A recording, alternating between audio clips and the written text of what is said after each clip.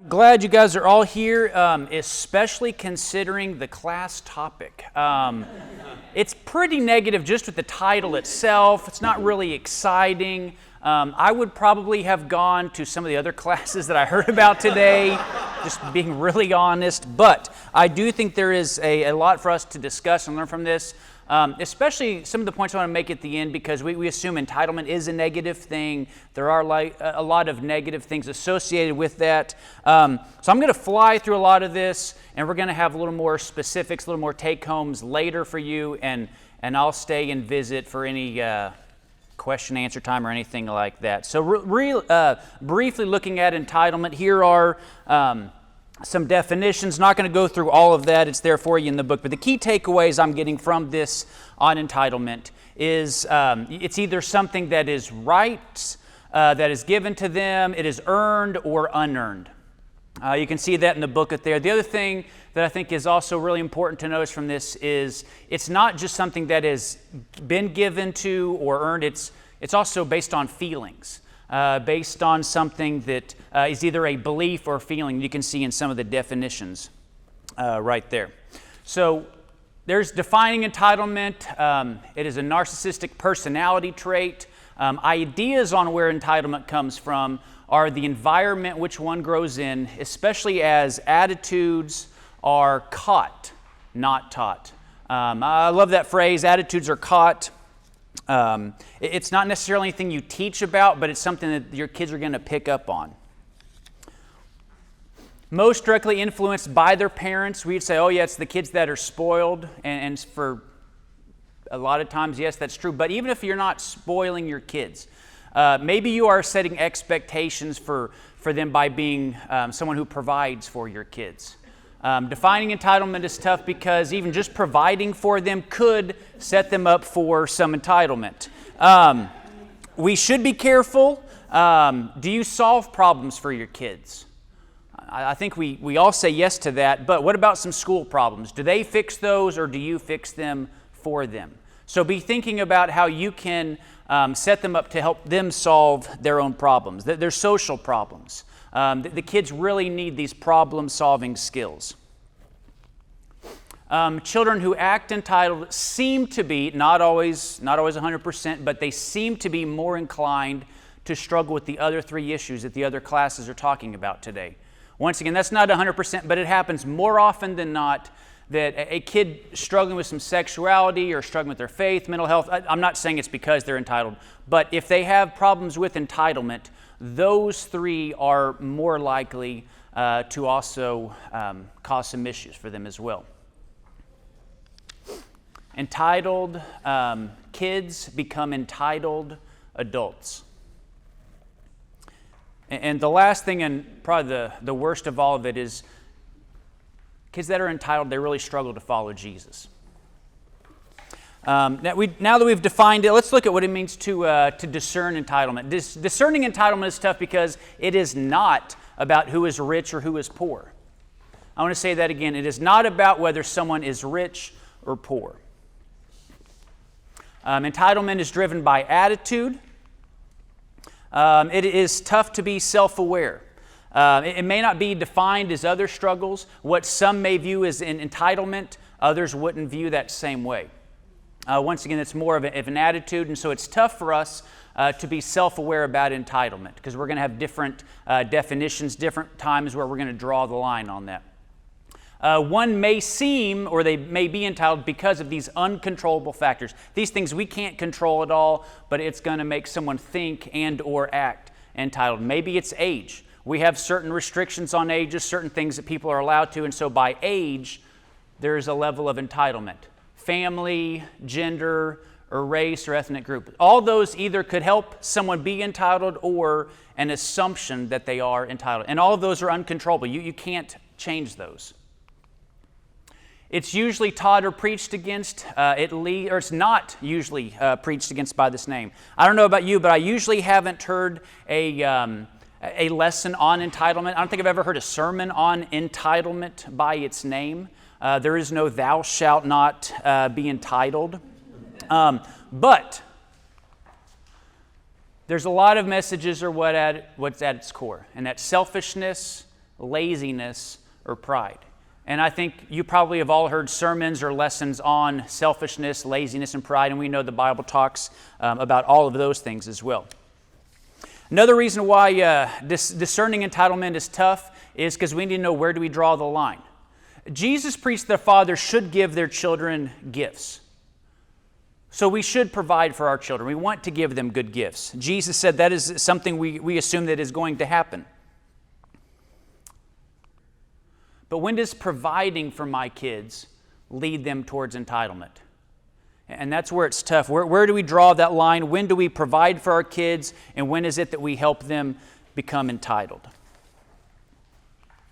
And at some level, we're all going to struggle with entitlement. It's because of where we live.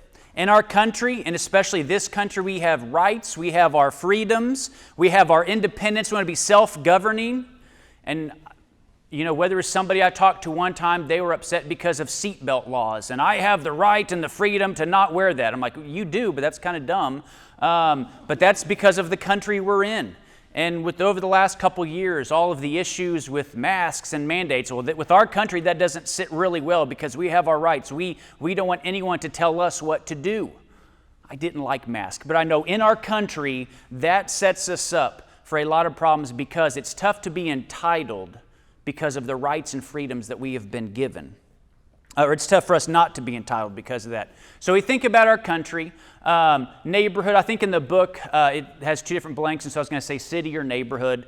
But it's also tough for us because within our neighborhoods, within our city, we have massive amounts of wealth. Think of where we live. We live in one of the most prosperous nations of the world. And then within that, an area that is known for being well off. And then even within the Dallas area, the area we're at within Dallas, a lot of us around here, we're either well off or we are in neighborhoods where people are well off. So it is tough for us to fight this battle of entitlement, also because of where we live, what we see. We either are entitled or we get upset when other people feel that they are entitled to our money. You've seen all sorts of political issues over the last couple of months with people arguing about that. And so it's going to be tough. Here's another reason: because of what we do or what we have. Because of what I have done, I am entitled to, and then you fill in the blank. Or the things that I have produced, that I have made, we're entitled to, and once again you fill in the blank on that. My job, my skills, I have earned, or my house. And so really we're all entitled. And that's one of the struggles with this is, once again, entitlement is kind of a negative connotation, but we need to be realized that we're all entitled. And I want you to think about this. That may not be a bad thing. We're going to talk about that a little bit later. But what does it mean for entitlement to not be a bad thing? Okay, so let's look at some examples of its spiritual entitlement. We're not just talking about entitlement in the world. We are a people of God's Word, and we want to follow that. So if you look in God's Word in Mark chapter 10, there are several people here that are listed that are entitled. You have the rich young man. Starting around verse 17, Jesus encounters a rich young man. He is entitled. So this is one person in Mark 10 who is entitled. Jesus tells him to sell all of his possessions, give it to the poor. And Jesus says wealth is going to prevent some people from following him. So that is one thing that even us today we need to consider. It is tough to follow Jesus when we're wealthy. Not impossible, but it does make it tougher. But then right after that, Jesus says that those who suffer for Jesus will then be entitled for heaven. So we're talking about the rich young man is entitled. Those of us that maybe suffer for Jesus, we are then entitled to heaven. And then in verse 31, he says, the first will be last, and the last will be first. So Jesus uses this great illustration of basically flipping everything upside down that the world says. But right after that, right after Jesus flips everything upside down, right after he talks against entitlement, in verses 35 to 40, James and John come up to Jesus. Like, Jesus, we got an idea for you. We want to be number one. We want to be number two. Like, right after Jesus says that, they have this request to be entitled, to have these titles or this authority. It's like they weren't paying attention. And we wonder where they got this from. It's also from Matthew chapter 20. I don't know if it's the exact same story and Matthew's take on it, or maybe it's a different occasion, but either way, it's also recorded that their mom came up to Jesus with the same request. Once again, not a shock maybe that that's where they had learned that one from. So mom wants the boys to be entitled. But once again, in verses 43 to 44, Jesus says, the first will be last, the greatest among you will be the servant. And so the key from that is to mimic what Jesus says in 10:45. He says, he didn't come to be served, but to serve. Okay, so how can we apply this? Well, what does this mean for us? Yeah, this is a story about 2,000 years ago of some specific people there, but what can we learn from this? Well, one is that we don't ask for our kids to get special treatment. And this is even within church. And as was mentioned, I've worked with a church for over 20 years. I've heard that before. And I have parents ask for spiritual special treatment for their kids. It happens. And so we need to apply that. Another thing is to push against spiritual selfishness, spiritual laziness, and spiritual pride. Think about this. You ever heard the phrase, what does this church offer? Or does this church fit my needs? Once again, being at one place for a long time, you're able to see that. And a number of years ago, I would hear somebody come in and they talk about, hey, we really appreciate what you're doing with this or that or this with the ministry. And it sounds like a compliment, and it is, and it makes you kind of feel good for a little bit. And then you realize that, they're going to say those same things to somebody else in a few years when they go somewhere else. It's that spiritual selfishness, spiritual laziness, or spiritual pride. And within our area and kind of the Bible Belt and just tons of churches, you're going to see people just cycle through because of that. Spiritual selfishness or spiritual laziness or spiritual pride. I talked to somebody a number of months ago. They were talking about their church. They were kind of struggling because some of the people had left and they were upset about some stuff. And I said, well, let me ask you a question. Are the people that left, are they the same ones that also came from another church not too long before that? And they're like, yeah. I'm like, well, that kind of happens. Because in this area we're in, it's tough because you're just going to move around for what is spiritually selfish for you or spiritual lazy. I'm going to let other people do it. Or you have this spiritual pride. And so that's one thing that we need to apply today and consider that. Is the church going to honor your kid in a special way, maybe more than others? Once again, I've worked with families long enough to know that that's what some parents want. Is the church going to change the rules for my kid? Because once again, with some parents, that's what they want. And so for us, we need to kind of see these examples and do what Jesus did in Mark 10:45. He didn't come to be served, but to serve. Another example of spiritual entitlement, I think of Joseph and Benjamin. Joseph was entitled, obviously, as the younger child. You remember he had those dreams, and he thought it was really fun to go tell his brothers about that. Well, that didn't work too well. He was the father's favorite. He had that special coat, and so he was entitled. But then after he goes, Benjamin was then coddled after Joseph was gone. And then you hear about the blessing that was given from Jacob to Joseph, to Benjamin, and that was in Genesis 49, and it's pretty harsh. It says, Benjamin is a ravenous wolf. In the morning he devours the prey. In the evening he divides the plunder. I mean, not really positive things for a father to talk about their child that when they were younger that they had coddled, that they had given special treatment to. And I think that's the end result of what happens when you do that. Some say that only children are more inclined to act entitled, but consider multiple kids in a home. Blended families. They're going to have multiple challenges, kind of like with Joseph and Benjamin, either directly or indirectly. So if you have multiple kids, be extremely fair. And I do use the word extremely on that. I'll tell you, growing up in our household, it was kind of comical. The number of Christmas gifts we would have were all equal, and then the dollar amounts were all equal. And then as an adult, I'm hearing from my mom, hey, for the grandkids, we want to get them this and that. Well, this child has, and it wasn't the same value as all that. I'm like, Mom, they don't need to know. It's not that big of a deal whether the dollar amounts all line up. But for a parent that says, I have multiple kids, I don't want any of them to think that any one is more special than the other. It was important. Because my mom did that to an extreme, and we as kids growing up still thought, well, yeah, that was the favorite. Well, you're the favorite. We're going to think that, even if it's not true. And so be extremely fair if you have multiple kids.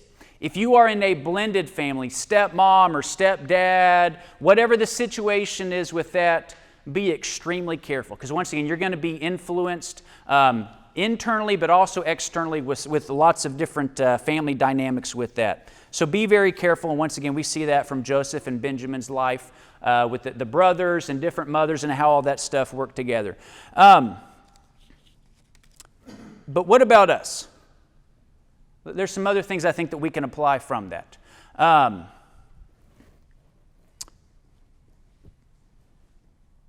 If you're in church, be mindful of brothers or sisters. Once again, we are in a blended family in the church. We are a blended family, so we need to be mindful of other brothers or sisters who don't have what we do. And I'm not just talking about money right here. Maybe it's resources. Maybe it's good examples at home. Maybe it's knowledge. So as a church, blended spiritual family, we do need to be mindful of others. Let's look at another example here. The older brother. The older brother out of Luke chapter 15, this is the prodigal son story. And the older brother in Luke 15, well, what happened? He felt entitled when the sinful brother returned. He was the good sibling. He was the faithful one. He was the one that didn't mess up. And so when the younger brother comes back, he's pretty upset. So what can we apply from this? Well, we need to talk to our kids about grace when they see others struggling. Because your kids are going to see other kids struggle, and so we need to talk to them about grace. Don't talk about being better than other believers. You ever heard this phrase, we're the only ones going to heaven? We've had some connotations maybe of that before because of the way some of us, if you will, have talked.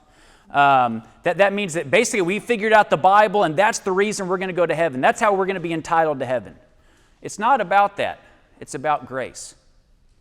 Should we do the best we can to follow the doctrines of the Word? Absolutely. But if we get into this mindset of, I have figured it out, I'm the one that's right, and I know what we need to do to get to heaven, then it involves what we've done, and we're entitled to heaven, and that's not the truth. We're only entitled to heaven because of what Jesus has done for us. So we need to be careful when we're talking about other believers. I know of congregations that have talked about other congregations in that same way. That's not what we're supposed to be about. We are in a big, blended family, kind of like that last example. Other examples from that is individual members. Let me tell you this, the number of years I've worked in ministry, two of the things we really struggle with at times. Sometimes it's around senior activities and people feeling entitled because their kid is a senior, or arguing because of other kids that are less involved. Or maybe it's LTC, and I love LTC as a great program, lots of things, but sometimes kids want special treatments for their kids. And so we need to talk about not acting like we're better than other believers. So here's some tips and tools. Here's a whole bunch of things. They're kind of broken up by different age groups and different categories for you here. If you have birth to elementary, set limits, a time or situation of them sleeping in your room. I'm talking of a newborn. Maybe it's a time, maybe it's a situation, or when they get older, how often do they come back in the room? And that sounds kind of weird to say that, but what that does, it can also set up a mentality of entitlement, even at a young age. Teach them about because I said so. I heard this so much as a kid that I thought I would never say this to my kids. I'm going to explain everything to my kids. And I do. I really try to explain it to them, but then there's times I'm like, you're just going to have to trust me on this. And I think once our kids learn because I said so is an okay thing, once again, I still want to give them some reasons, some rationale. I want them to learn why. But if they don't understand because I said so, it's going to be tough for them to follow God that sometimes says, just because I said so. Even if I can't figure out why God says to do this or that, I need to know it's because He said so, and I've got to follow that. Have family activities that are not kid-focused. You want to have kid-focused activities for those younger age group, but know that even those younger kids aren't in charge of your social calendar, of the activities you're involved with. It's not to be catered to them. Have family conversations that are also not kid-focused. You want to use that language for your young kids, but not all of your conversations should be focused on them or their age. You decide the menu for meals. That sounds kind of weird. I never would have thought of this until I saw this too many times working with teenagers, because as a young age, this is what they were entitled to, and that became difficult when they became teenagers and couldn't deal with that. I'm not saying you should give them stuff they're allergic to. What I'm saying is just the pickiness of that.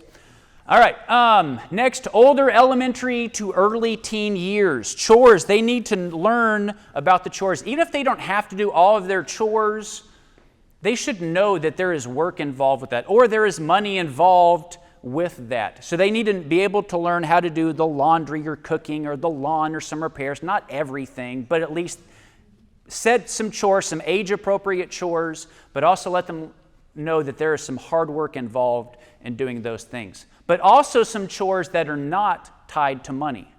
Chores are a great way for kids to make some money, to learn to be responsible with that, but it's also great for a kid to know that sometimes you just do these chores because it's for the good of the family.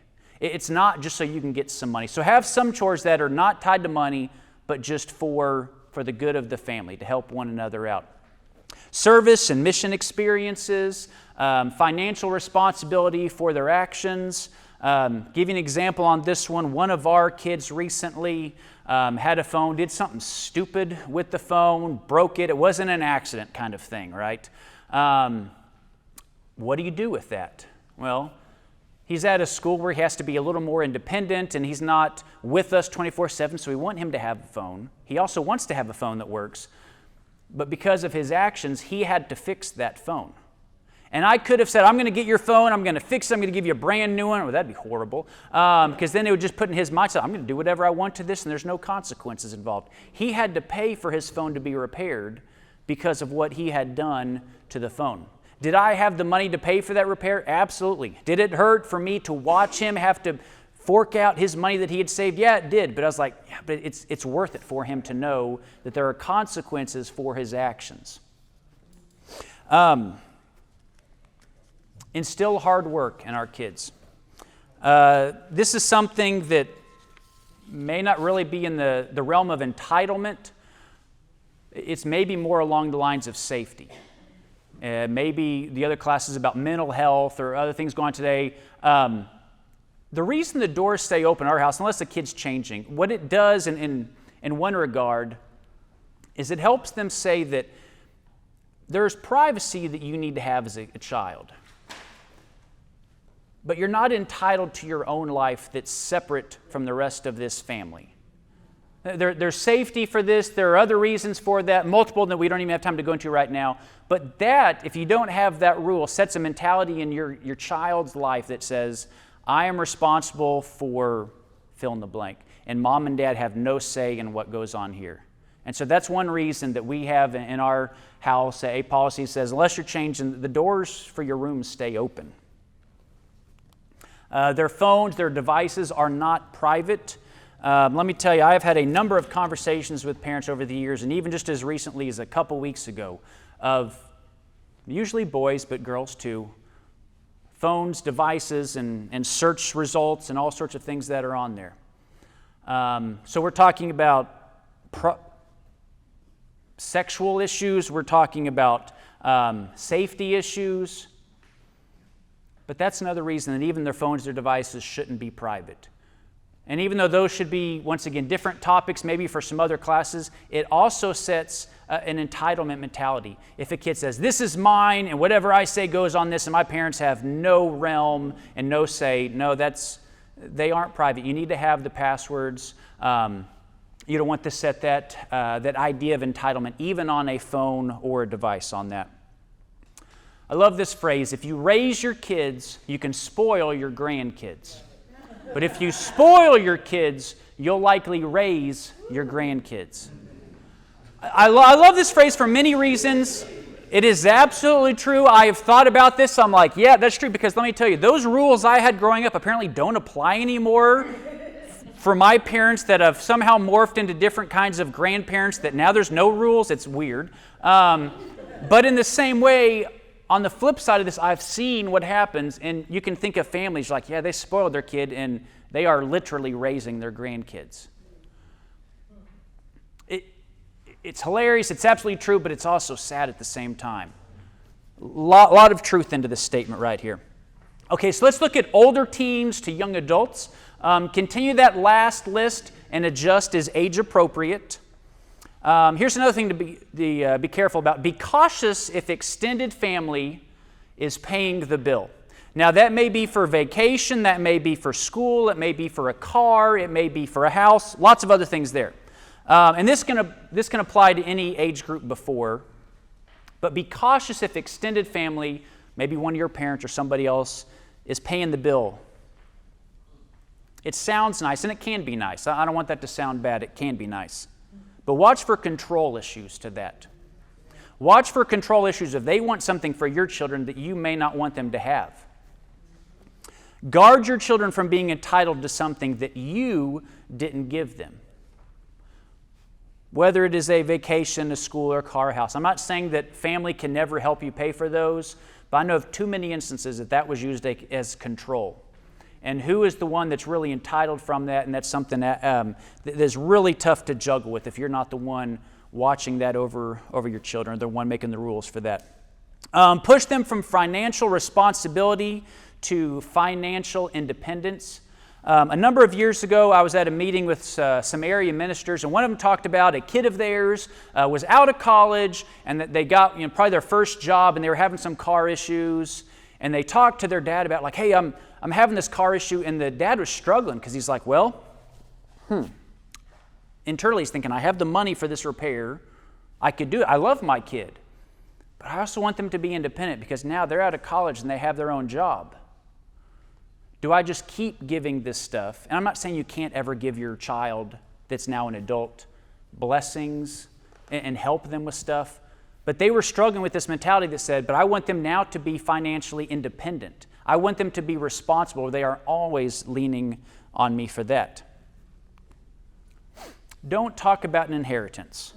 I don't know. We didn't talk about anything like that growing up because that wasn't our area. But I've worked with families, I'm going to tell you, so it's people that are older than me that I've talked about this with because they're struggling. Because they have talked about family money, they have talked about what's going to happen with mom or dad, this is what you're all going to be given. And in a couple instances I'm thinking of, something happens. One of the parents passes away. One of them was much older, one of them, they shouldn't have died that young kind of thing. But then in both those instances, the parent wants to get remarried. And then there's family conflict because somebody else is coming in. Is it dad's money or mom's money, or is it family money? And so if you talk about older teens or young adults, or let's just say even somebody my age, if you're talking about this is what you're entitled to, and mom or dad have a change of heart on that, or a change in a legal relationship where that gets complicated, I'm going to encourage you not to talk about inheritance because that is really, really tough, and I have seen that damage a lot of families when unexpected things happen. One of the parents I was talking with about this, he loves the phrase that you're not rich, talking to his kids. You're not rich. Mom and dad are rich, but you're not rich. So just kind of set that in their minds early. One more thing about this is to teach about challenges and consequences, but also about grace. I know we want them to be responsible and hardworking, but grace teaches that you get what you're not entitled to. And so as a spiritual conversation about entitlement, we also need to talk about grace. Okay, so there's 3 keys here. 3 keys I want us to really lean in on because I think these are the ones that really help us battle against spiritual selfishness, spiritual laziness, and spiritual pride. And the first is to teach and model humility. The scriptures are there. I love those last 2 out of Luke 14 and Proverbs 25. Basically, different ways of using that same example. Don't take one seat and assume it's yours. Wait for somebody to give you a seat of higher honor or something like that. We need to teach and model humility. We also need to teach and model thankfulness. Habitually give thanks to God even for the basics. When you have your family meal, always give thanks to God. You may not have a long list of things to pray for, but at least pause to give thanks. Have your kids involved with that, because even if it's a basic thing, it teaches them to be thankful for what they have. In a couple weeks, you may be going trick-or-treating with your kids. I love going trick-or-treating with our kids, and our neighborhood is jam-packed with kids. And I go with mine, but it's not really out of safety, even though there are thousands of kids there. And when I was growing up, my parents heard about you may have razor blades in your chocolate, whatever. Like that's not why I go trick-or-treating with my kids. The reason I go trick-or-treating with my kids is because I want them, even at the youngest age, if they're getting free candy from someone's house, at the youngest age, to teach them to say thank you. At the youngest stage, at a very basic level, that is the reason I go with my kids. And recently, we have older kids that are in older junior high and high school now, and they want to take the younger ones with them. And I was like, no, I still want to go with you. It's not even for safety. I trust you. I trust this neighborhood and other people, but I want to make the younger kids get in that habit of saying thank you when someone freely gives them candy, even if it's expected, to always learn to say thank you. And also to teach and model service, whether that's mission activities, service experiences, helping widows, orphans, something in your church you can do. But we see this out of John chapter 13, and that's Jesus' example. And we know this about him washing the disciples' feet. Something interesting about this, though, is we know he served, but I want to look at why he served. John chapter 13, here's the text. And it says what he did, and we know the rest of that story. It doesn't say necessarily, well, he did it because he thought it'd be a good thing to do. He thought it'd be nice, gonna show you, the person didn't show up. That's not why he did it. There's one interesting word out of this, and depending on your translation, it may use this word or it may not, but it's the word so. Right towards the middle, towards the front of that. Because the reason Jesus got up and served is the things that come before the word so. He knew the Father had put all things under his power. He had come from God and was returning to God. Basically, he was entitled with all that stuff. Because of his authority, because of what he was entitled to, so he served. Because of all of this, his power, authority, because of that, so he served. So that goes back to what we were saying a little bit earlier. Maybe entitlement in some ways isn't a bad thing. Once again, I know we have a lot of negative connotation with the word entitlement, but maybe that can be used as something good. Because Jesus served, he did something because he was entitled. When he realized all this was given to him, it was his authority, and because of that, so he went and he served. I love this quote from Andy Stanley. He says, the question isn't, what are you entitled to? The better question is, what will you do with what you're entitled?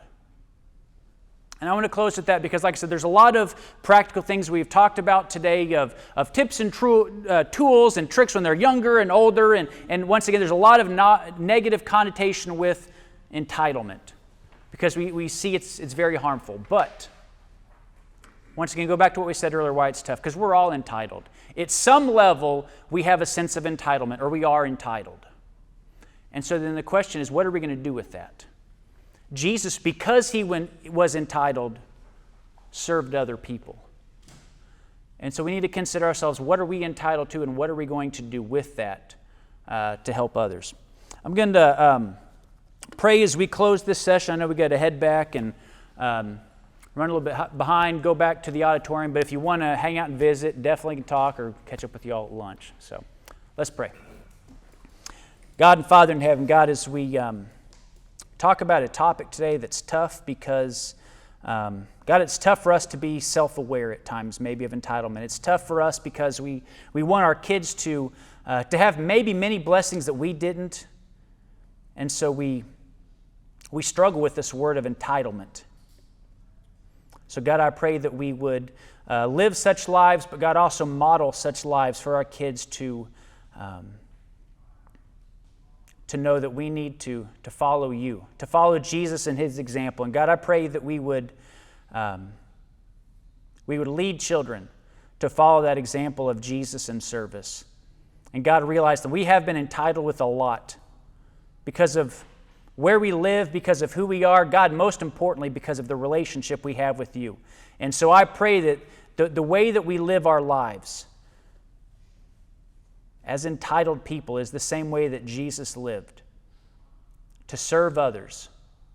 God, to flip this world upside down of the things that are of selfishness and pride and laziness, God, to model a life of Jesus in this world. And so I pray that we do that and show our children that as well. It's through him that we pray. Amen.